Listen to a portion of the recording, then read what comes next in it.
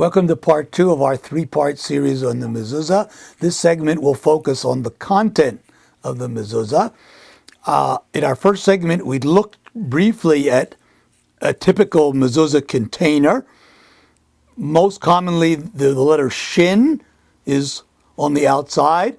One of the words for God, Shaddai, Almighty, also stands for Shomer Delatot Yisrael, guardian of the doorposts of Israel.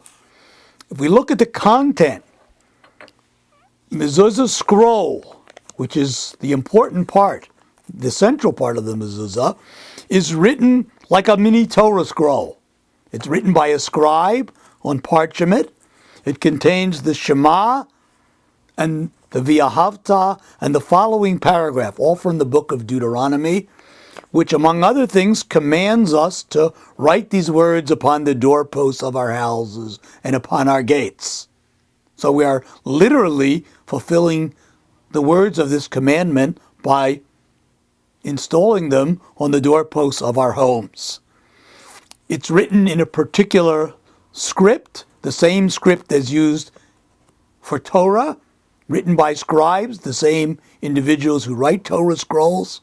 And several interesting elements include the word Shaddai on the back side, and perhaps even more interesting, 3 nonsense words at the very bottom. These words are fascinating in that they are totally meaningless, but represent Adonai Eloheinu Adonai, not written out using their letters, but using the letters after them in each of the Hebrew alphabet.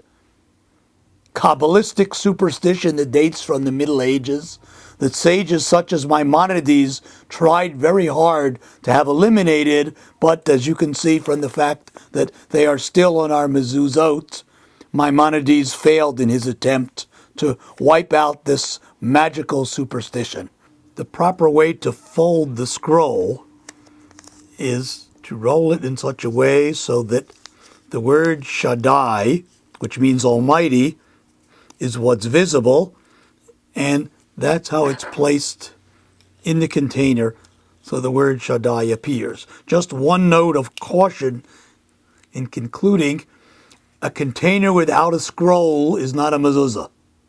It's the scroll that's what's crucial. I think that there are plenty of people who have been fooled over the years to installing containers without the scrolls. That's the equivalent of doing nothing. I hope you've enjoyed our second session. We look forward to the third session in which we shall actually view and install a mezuzah on the doorpost of one of our members' homes. Thank you.